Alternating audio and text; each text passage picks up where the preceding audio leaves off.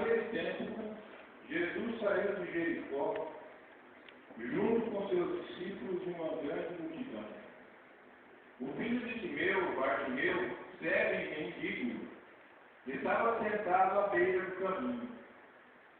Quando ouviu dizer que Jesus, o Nazareno, estava passando, começou a gritar: Jesus, filho de Davi, tem piedade de mim. Muitos o repreendiam para que se calasse.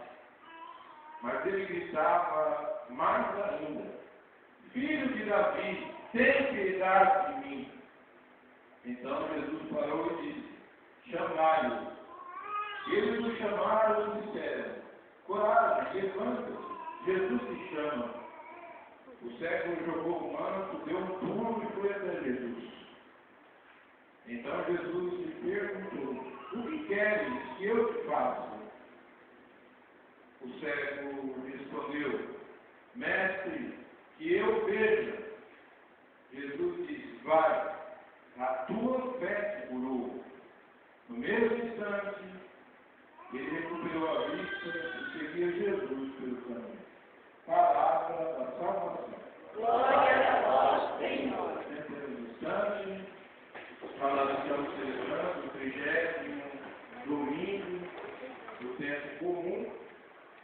Nós vemos na leitura do profeta Isaías, que é um pouco vem do exílio, né?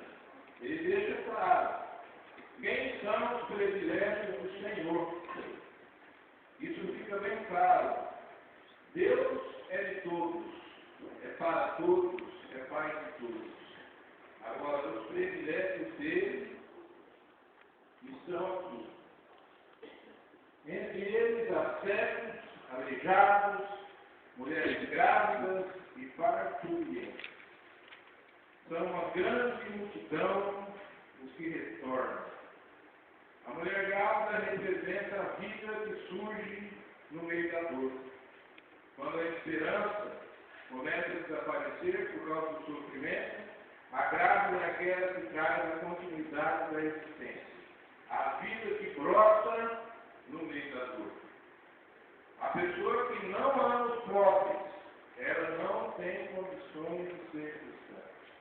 A pessoa que tem nojo de pobre, a pessoa que se utiliza da religião para satisfazer um ego pessoal, ou seja, qual for o problema, essa pessoa não é digna de ser chamada cristã. O mestre é aquele que nasceu, viveu e morreu no meio dos pobres. A sua morte foi tida como maldita porque ele morreu na cruz. Não aquele paninho em volta, mas nu, no meio de dois ladrões. A morte pior que existia. Então, desde o início da revelação que o Senhor Deus demonstrando ao seu povo, isso fica claro que ele é apaixonado pelos pobres, por aqueles que estão às margens da sociedade. Hoje nós vemos aí o mundo que nos convida a tantas outras coisas, né? Fora da realidade cristã. Um neopaganismo, um mundo abortista, um mundo que se preocupa com satisfazer o ego pessoal, um mundo de pessoas que apenas conseguem ver a sua própria imagem no espelho, não é capaz de dar um passo além. Nós temos um sacerdote, um sumo sacerdote, da carta do autor sagrado da carta dos Hebreus diz, né? Esse sumo sacerdote é o próprio Cristo. A carta dos Hebreus, o autor sagrado está escrevendo com um grupo que eram judeus, que tinham aceitado Jesus como Salvador, mas tinham saudade do templo, dos sacrifícios antigos. Então fica claro, Jesus é o sumo e eterno sacerdote. Ele é sacerdote eternamente. Agora, nós participamos do sacerdócio de Jesus. Eu, como um sacerdócio ordenado, ordenação presbiteral, participo do sacerdócio de Jesus. E vocês, no sacerdócio comum, cada um de nós na sua vocação, na sua maneira, no seu jeito de servir Jesus Cristo. Agora, nós estamos aqui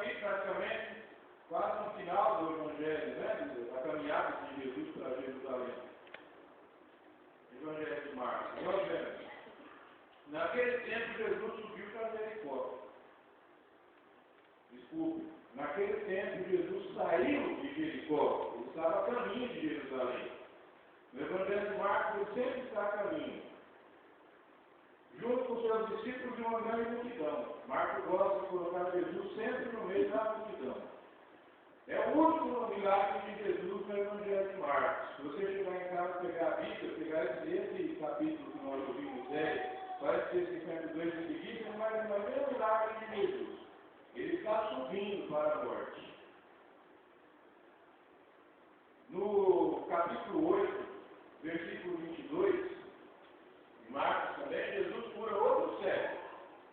Só que de maneira diferente. Alguém leva o cego a Jesus, Jesus toca o cego começa a enxergar homens como árvores, então embaçados. Depois Jesus toca de novo, o homem passa a ver claramente.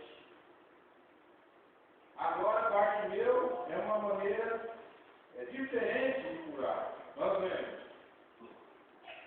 Ele desce de Jericó junto com seus discípulos de uma grande multidão. O filho de Timeu, Bartimeu, cego e mendigo, estava sentado à beira do caminho. Quando ouviu dizer que Jesus de Nazaré estava passando, começou a gritar: Jesus, filho de Davi, tem piedade de mim. Se a gente parar no milagre em si, jogamos todo o evangelho fora, todo o significado fora. Aqui não se trata da cura de um cego, fisicamente falando, mas vai muito mais além.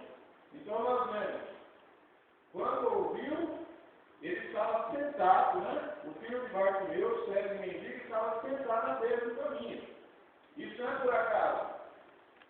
Quando nós estamos na nossa mesquinhez, quando passamos o dia inteiro e chegamos em casa à noite, na hora de rezar, antes de se deitar, pensamos: o que eu fiz de bom hoje para os meus irmãos? Não fiz nada? Então, porque eu não tenho nada. Sou um mendigo. Não consegui ver o sofrimento dos irmãos que me odiavam. Guardei ódio, desejei mal. Não consegui perceber, nem chegar. Então, eu sou cego. Na caminhada da nossa vida de seguidores de Jesus Cristo, não é uma, nem duas, nem três vezes, mas várias vezes nos comportamos como cego e mendigo. O texto segue que ele começa a gritar quando vê Jesus. Jesus, filho de Davi, tem piedade de mim. Muitos o repreendiam para que se calasse. Por quê? As pessoas que estavam em volta queriam que ele se calasse. Se a gente dá um exemplo, quando alguém quer parar de beber, passa pelo outro lado da rua e os colegas de bar ficam chamando: vem aqui, toma só mais uma com a gente, que é isso? A pessoa está numa luta interior contra o vício, mas estão chamando, não querem que essa pessoa grite, não querem que essa pessoa peça socorro para Jesus. Porque Jesus é capaz de curar qualquer mal, qualquer vício. Então ficam chamando, né? Pedindo que se cale, porque quando a voz de Jesus entra dentro de um ser, essa pessoa se modifica totalmente e faz com que outra se modifique. Mas é interessante porque o vazio que existia dentro de Bartimeu, o desejo que Bartimeu tinha de ser curado, ia além daqueles que tentavam fazer com que ele se calasse. Para ele bastava ficar sentado à beira do caminho, mendigando o amor de alguém. Ele queria ir além. Como uma pessoa que chega em casa, põe a mão no bolso, tem dinheiro, tem carro, tem gasolina no carro, se quiser jantar fora, vai. Um bom emprego, mas no dentro dela existe um vazio imenso. E que às vezes pensa: eu acontecendo. Eu não consigo ser feliz, porque falta Jesus. Bartimeu estava cansado desse sentimento. O sentimento de querer acumular cada vez mais. Aquele sujeito que não se preocupa com o outro, né? Ele quer suprir o seu problema. Ele não se preocupa com o outro que sofre. Ele não se esforça para perdoar. Bartimeu estava cansado, ele queria algo novo, ele queria uma experiência nova. Uma experiência que pudesse fazê-lo realmente feliz.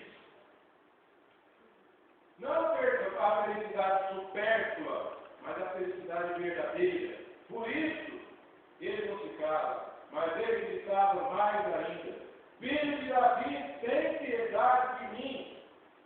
Então Jesus parou e disse: Chamai. Eles o chamaram e disseram: Coragem, levanta. Jesus te chama. Deus não precisa de nós. Jesus não precisa de nós. Mas Ele quer precisar de nós. Ele quer que façamos parte do seu reino maravilhoso de amor. Por isso Ele pede que os seus, aqueles que estavam seguindo, como nós hoje, fosse atrás do Bartimeu. Chamai-o. Nós somos convidados por Jesus, convocados a sair em missão pelo mundo. O mundo do aborto, do neopaganismo, onde pessoas se dizem cristãs e são a favor da matança dos inocentes no santuário dos seus nomes. O mundo que não valoriza o idoso, que tem vergonha do idoso. O mundo que valoriza aquele que se veste bem, e maltrata aquele que está mal vestido. Um mundo de superfície, de vazio.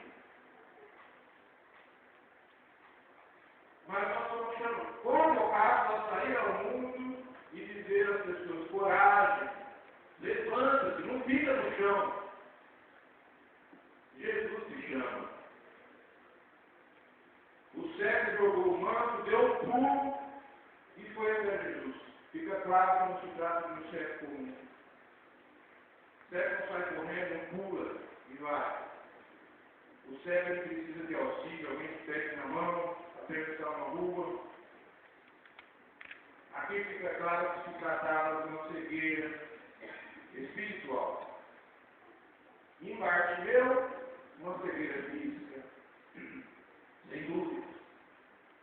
Mas teologicamente, para passar pelo século, a cegueira espiritual, que nós todos temos no correr da nossa vida. Então Jesus lhe perguntou: o que queres que eu te faça? E o cego responde: Mestre. É uma pergunta estranha, está claro que Jesus sabia que ele queria.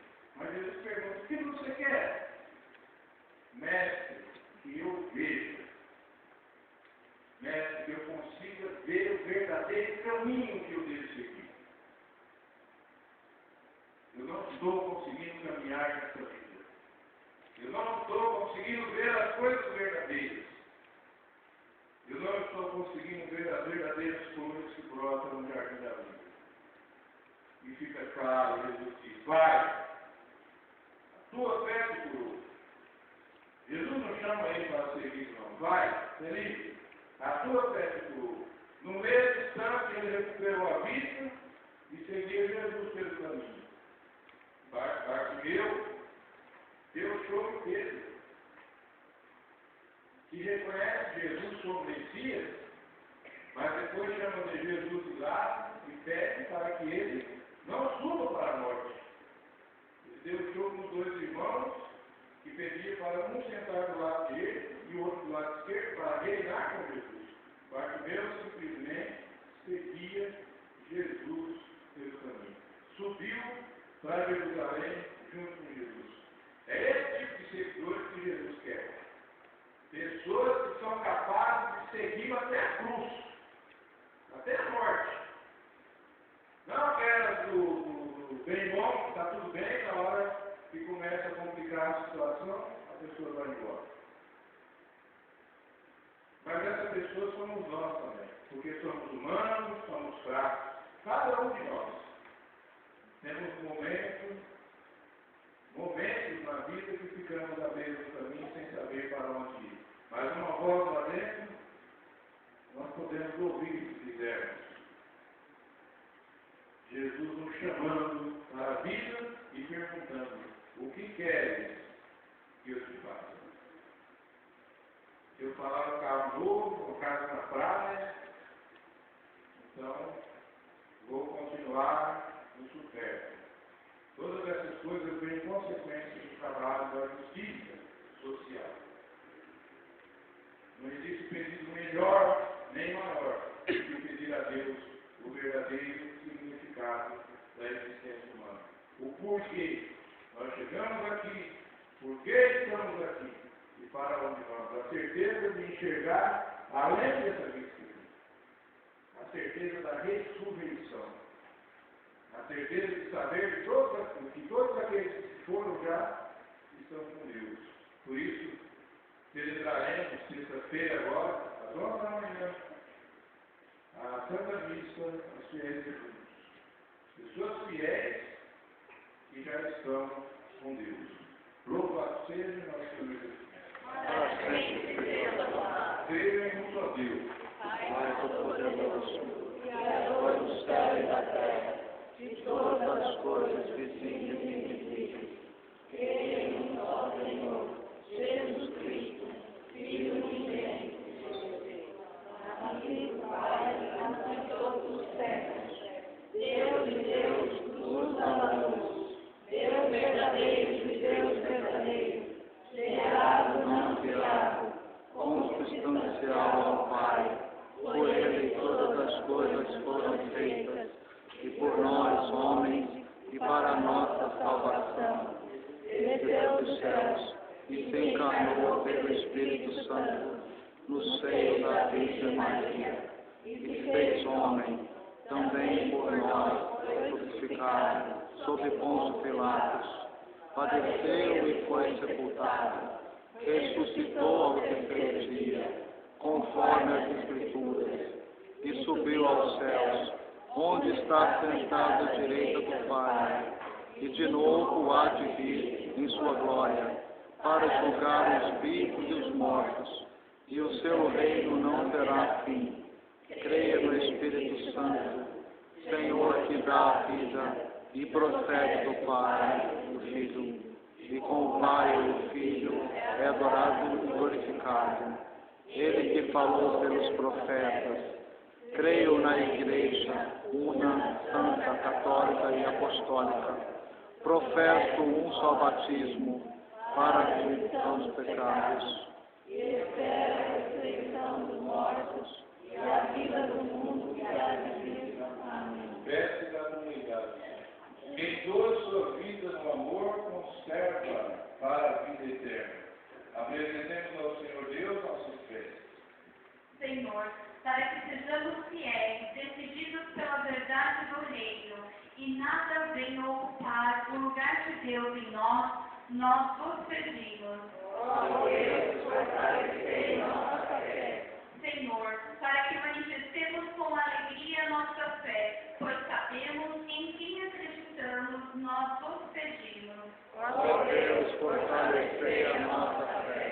Senhor, pelos nossos jovens que hoje celebram o Dia Nacional da Juventude, que jamais tenham vergonha de testemunhar sua fé, nós vos pedimos. Ó Deus, fortalecei a nossa fé. Senhor, rezamos juntos suplicando pelo bom êxito da Assembleia Diocesana de Pastoral.